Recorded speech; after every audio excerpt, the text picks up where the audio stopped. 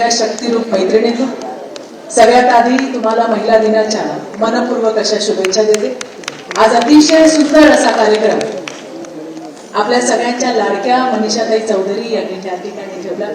मनीषाताई इतक्या सुंदर नाटिका होत्या आणि समाजातलं जे वास्तव, भीषण वास्तव ते त्या नाटिकांमधून मांडलं। ते वृद्धाश्रमाचा जो सीन होता, इथे असं कुणी नसेल ज्याच्या डोळ्यात पाणी आलं नसेल, पण हे खरं आहे आणि ही समाजाची भीषणता आज आपण त्या ठिकाणी मांडली। इतक्या सुंदर अशा कार्यक्रमाला आज मला उपस्थित राहायला मिळालं, हे खरंच माझं भाग्य आहे। आणि आजच्या या सुंदर अशा कार्यक्रमाला भारतीय जनता पार्टी मुंबईचे अध्यक्ष आमचे अमित साटम, त्याचबरोबरीने माझी सहकारी आणि मुंबईची महापौर की याचसाठी केला होता अट्टाहास। आज जवळपास 42-44 वर्षांनी पहिल्यांदा भारतीय जनता पार्टीचा महापौर, आणि ती सुद्धा तो महापौर नाही, ते महापौर नाही तर ती महापौर अशी आपली ऋतुताई तावडे। त्याचबरोबरीने आमच्या ज्येष्ठ नेत्या मार्गदर्शक कांताताई नलावडे, शेट्टी साहेब, आचार्यजी, बाळाभाऊ, आमचे प्रकाश भाऊ दरेकर, त्याच नाव काय इतिशाताई इथं आलेल्या आहेत। माझ्या सगळ्या या ठिकाणी आपले शिक्षण समितीचे अध्यक्ष राजश्री शिरवाडकर या ठिकाणी आहे, आणि निशा आहे, आणि शीतल आहे, आणि सगळ्या जणी योजनाताई ठोकळे नवनिर्वाचित मुंबईच्या महिला मोर्चाच्या अध्यक्ष आहे, त्यांचंही या ठिकाणी व्यासपीठावर योगिता पण आमची या ठिकाणी बसलेली, असे सगळेच बसलेले आहेत। आणि आज जागतिक महिला दिन, सगळं गोडगोड गोडगोड आपण ऐकतोय सकाळपासनं, कालपासनं आमच्याकडे इतके सगळे मेसेजेस आहेत, दुर्गा तू, लक्ष्मी तू, सरस्वती तू, आणि मग ज्याला शिवबा नाही कळला, जिजाऊचा शिवबा कोण आहे हे सगळं नाही कळलं, हे मेसेज फक्त आजपर्यंत, उद्यापासून त्याच महिलांना, तेच सगळे डीपी असणारी लोक, मोठमोठी नावं घेणारी लोक, शिवरायांचं नाव घेऊन मोठमोठ्या प्रमाणे आपल्याला व्याख्यान देणारी लोक, हीच लोक, त्यांचे डीपी तुम्ही बघा, याच महिलांना खाली घाणेरड्या शब्दांमध्ये टीका करणारी विकृती सुद्धा अमितची याच समाजामध्ये आहे, आणि त्याला उखडून काढायचं काम मैत्रिणींना तुम्हाला आणि मला केलं पाहिजे। ज्याचा उल्लेख आता मनीषाताईंनी केला की हो, या देशाची राष्ट्रपती ज्या आहेत त्या महामहिम द्रौपदी मुर्मू आहेत, संविधानावरती मोठमोठी भाषणं करणारे।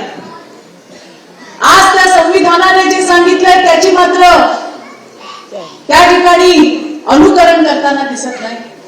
या देशाच्या महामहिम राज्यपाल ज्या वेळेला पश्चिम बंगालला गेल्या, संथाल या ठिकाणी त्यांचा कार्यक्रम होता, परंतु त्या ठिकाणी शेट्टी साहेब ना तिकडच्या मुख्यमंत्री ममता बॅनर्जी आल्या ना त्यांना प्रोटोकॉल देण्यात आला। आज हे बोलायचं कारण त्या सुद्धा महिला आहेत आणि दुसऱ्या महिलेकडनं त्यांचा अनादर केला जातोय। संविधानावर तास भाषण देणारी ही मंडळी आहे, आणि त्यामुळे हा अनादर हा फक्त राष्ट्रपतींचा अनादर नाही तर त्या पदाचा सुद्धा अनादर आहे, हे लक्षात ठेवलं पाहिजे। हेही मला तुम्हाला आजच्या या कार्यक्रमाच्या निमित्ताने सांगायचंय बंधू भगिनी। मला हेही सांगायचंय, काल कोणी म्हणाल की आपण आपल्या मुलींना फक्त वेदांमध्ये आणि पुराणांमध्ये अडकून ठेवलंय, त्यांच्या हातात संविधान दिलं पाहिजे, बिलकुल दिलं पाहिजे, पण बोलणारे हे विसरले अरे संविधान कशावरती आहे? संविधान सुद्धा आपल्या वेद आणि पुराणांच्या मूल्यांवरती आधारित असं आधुनिक संविधान आहे। वेद आपल्याला मर्यादा शिकवतात, संस्कृती आपल्याला संस्कार शिकवतात, आणि आपल्याला संविधान जे आहे ते अधिकार शिकवतात। आणि त्यामुळे समाज फक्त कायद्यावर चालू शकत नाही, समाज चालेल परस्परांच्या आदर भावावर, समाज चालेल आपल्या संस्कृतीवर, समाज चालेल आपल्या संस्कारांवर, याची सुद्धा जाण या ठिकाणी ठेवायला पाहिजे। आज महिला वेगळ्या वेगळ्या क्षेत्रामध्ये आम्ही जी कार्यरत आहे, आणि त्या प्रत्येक क्षेत्रामध्ये त्यांना संरक्षण देणं ही आजची गरज आहे। मला तर हे सांगायचं की पंचायत पासून पार्लमेंट पर्यंत जितक्या महिला लोकप्रतिनिधी आहेत, आपले मोदीजी तर महिलांना पुढे प्रोत्साहन देणारे, नारी वंदन अधिनियम कायदा आणणारे आपले मोदीजी आहेत, आणि आता 33% मनीषाताई सगळ्या ठिकाणी महिलांचा सहभाग वाढणार आहे। पण अशा वेळेला काही विकृत मानसिकता आजही समाजामध्ये आहे, काही विकृत आहे, मग ते पक्षातील असतील नाही तर विरोधी पक्षामध्ये असतील। मनीषाताई त्या बाईचं, चांगलं काम करणाऱ्या महिलेचं कुठे ना कुठे मानसिक खच्चीकरण करायचं काम होतं, आणि त्यामुळे अशा पद्धतीचा एक कायदा त्या ठिकाणी शेट्टी साहेब आला पाहिजे की पंचायत से लेके पार्लमेंट तक कुठल्या पण महिला लोकप्रतिनिधीवरती पर्सनल अटॅक केलेले खपवून घेतले जाणार नाही, तिच्या चारित्र्यावर बोललेलं खपवून घेतलं जाणार नाही, तिच्या वैयक्तिक प्रश्नांवर बोललेलं खपवून घेतलं जाणार नाही. चर्चा करायची असेल तर तिच्या कामाची चर्चा व्हावी, तिच्या वैयक्तिक आयुष्याची नाही. आणि जर असं कोण करत असेल तर त्याला नॉन बेलेबल ऑफेंस होना चाहिए. आचार्य जी, ये हमारी मांग है. पिछली बार हमने ये निवेदन जो है सन्माननीय मुख्यमंत्री साहब को दिया था. अर्थात फक्त निवेदन होऊन जमणार नाही तर मनीषाताई आपल्याला सगळ्यांना एकत्र व्हावं लागेल. हा प्रश्न फक्त लोकप्रतिनिधींचा नाहीये, सर्वसामान्य महिलांचा सुद्धा आहे. पण सुरुवात कुठेतरी ही पंचायत टू पार्लमेंट व्हायला पाहिजे असं सुद्धा माझ्यासारख्या कार्यकर्तीला वाटतं. खूप सगळ्या गोष्टी सांगण्यासारख्या.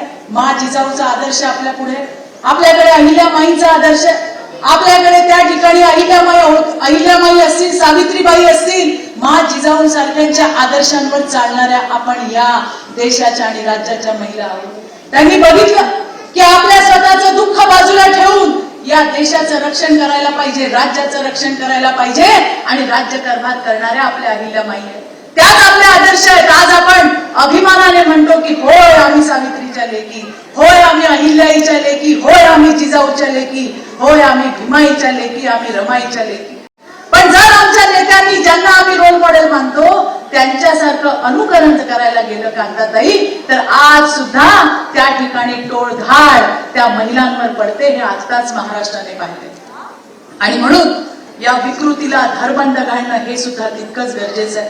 1907 साली कधीतरी देशामध्ये महिलांसाठी एक लढा झाला होता. विचार करा आपल्यावरती किती उपकार आहेत महामानव डॉक्टर बाबासाहेब आंबेडकरांचे, ज्यांनी आपल्याला मतदानाचा अधिकार दिला, आपल्यातली शक्ती ओळखली. म्हणून रितू तू आज त्या ठिकाणी महापौर आहे, मनीषाताई तुम्ही आमदार आहात आणि तुम्ही सगळ्याजणी नगरसेवक आहात, हे सुद्धा मला आज सांगायचंय. ही महामानव डॉक्टर बाबासाहेब आंबेडकरांची देण आहे. त्यांनी आपल्यातली शक्ती ओळखली आणि त्यांच्या नंतर जर आपली कोणी शक्ती ओळखली त्याचं नाव प्रधानमंत्री नरेंद्र मोदीजी आहे. जेव्हापासून मोदीजी आले 100 योजना असतील, 35 योजना आपल्यासाठी मैत्रिणींनो. आपल्या जगण्यापासून तर सणापर्यंत आपल्या सोबत असणारे आपले नेता नेहमी महिलांचा विचार करतात, महिलांना केंद्रस्थानी ठेवून त्यांना काय देता येईल याचा विचार करतात. त्यांच्या पावलावर पाऊल ठेवून आपल्या सगळ्यांचा लाडका, लाडक्या बहिणींचा लाडका देवा भाऊ आपले मुख्यमंत्री आपल्यासाठी काम करतात. मला मनापासून आनंद आहे.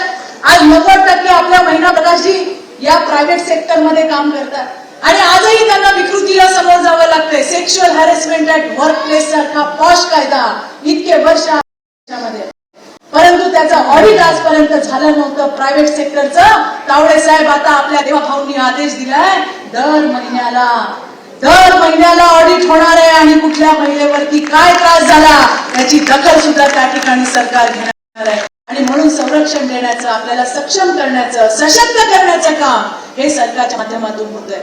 विविध योजना आहेत. मला आज कौतुक करायचं अंकिताचं की तिने ई ऑफिस सारखं एक वेगळं असं टूल या ठिकाणी आणले. जायची गरज नाही, रांग लावायची गरज नाही, ताई तुम्ही नव्हतात, ताई तुम्ही फोन घेतला नाही, बोलायची गरज नाही. तुम्ही एक ऍप्लिकेशन पाठवलं की मनीषाताईंच्या माध्यमातून त्या डिपार्टमेंटला जाणार आहे. त्यामुळे अशा सुद्धा इनोव्हेटिव्ह एआय आणायचं काम, आपल्या महाराष्ट्रामध्ये शेतीमध्ये सुद्धा एआय आणायचं काम करणारा महाराष्ट्र आपला पहिलं राज्य आहे. जोरदार टाळ्या एकदा आपल्या देवाभाऊसाठी झाल्या पाहिजे. मैत्रिणींनो खूप काही सांगण्यासारखं आहे परंतु वेळ कमी आहे. पण मी एवढंच सांगेन, मी जेव्हा कोणाला विचारते की तू काय करतेस तेव्हा कोण मला सांगतं ताई मी आर्किटेक्ट आहे, मी इंजिनियर आहे, मी डॉक्टर आहे, मी IITN आहे, मी आणखीन कुठे काम करते. आणि आणखीन विचारलं तू कुठे काम करते, काय करता तुम्ही, तर त्या हळूच सांगतात ताई आम्ही हाऊसवाईफ आहे.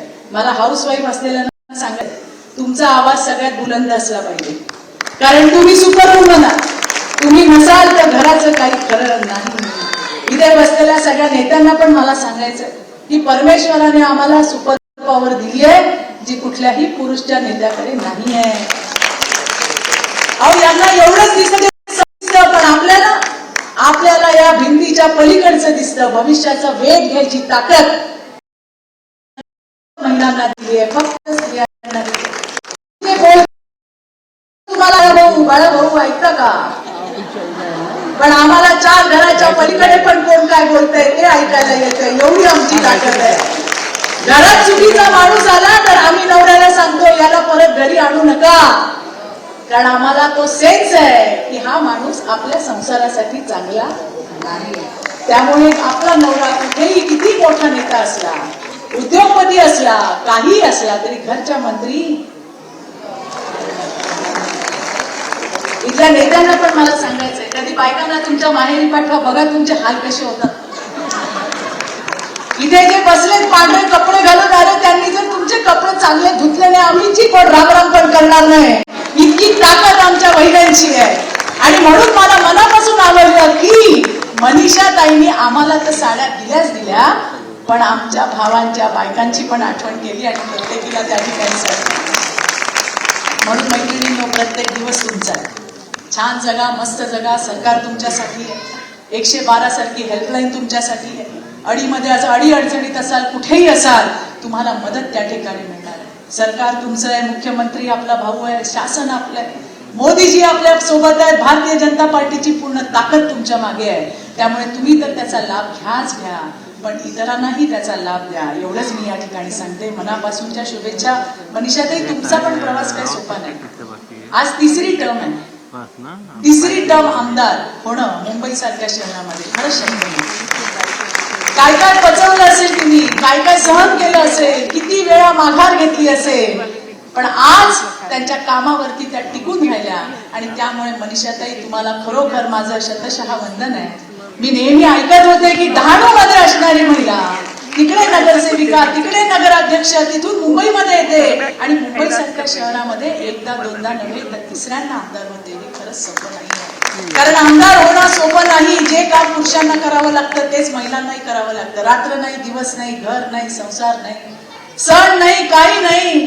फोन आला तर घरचं काम सोडून जसं असेल तसं उठून निघून जावं लागतं. आणि ती ताकद म्हणजे चौधरी साहेबांच्या मी गेले होते त्यावेळेला, त्यांचा आधार. आज किती पण बाई मोठी असली तरी तिच्या मागे तिचा आधार असतो, तिचा पती आणि तिचा परिवार. पण पती गेल्यानंतर सुद्धा, चौधरी साहेब गेल्यानंतर सुद्धा मनीषाताई, ज्या धाडसाने तुम्ही काम केलं, तुम्हाला सॅल्यूट आहे. एवढंच मी सांगेन. आणि शुद्ध बीजापोटी फळे रसाळ होती, तशी आमची अंकिता. कुठे गेलं? आणि बघा, अंकिता कार्यक्रम किती छान ऑर्गनाईज केला. आईच्या मागे ढालीसारखी उभी असलेली आमची ही पोरगी. आणि तिचा नाव काय जावयाचं? सावे, निमेश सावे. कुठे गेले? या या या या निमेश सावे पण आहेत अंकिता सोबत. पण निमेशजी, आमच्या अंकिताच हुशार आहे तुमच्यापेक्षा. तर असं या दोघांचं मी कौतुक करेन. मनीषाताई, तुम्हाला खूप साऱ्या शुभेच्छा मी देते. आणखी उत्तम काम तुमच्या हातून व्हावं. परमेश्वर तुम्हाला अधिकचं बळ देऊ, याच या ठिकाणी शुभेच्छा व्यक्त करते. तुम्हाला सगळ्यांना जागतिक महिला दिनाच्या मनापासूनच्या शुभेच्छा. जाता जाता निघताना एकच मिनिट डोळे बंद करा आणि आठवा, शेवटची आपल्या आवडीची भाजी कधी खाल्ली होती, शेवटची आपल्या आवडीचा रंग कधी नेसला होता, की शेवटचा आपल्या मनासारखं एक पिक्चर होता ना, एक उन्हाळ दिवस, तसं कधी वागलो होतो. त्याचा जाता जाता छोटासा एक, आपण काय म्हणू त्याला, छोटासा कांगोवा त्या ठिकाणी नक्की घ्या आणि मनसोक्त आयुष्य जगा मैत्रिणींनो. एवढ्याच माझ्याकडनं तुम्हाला शुभेच्छा देते. धन्यवाद. जय हिंद, जय महाराष्ट्र.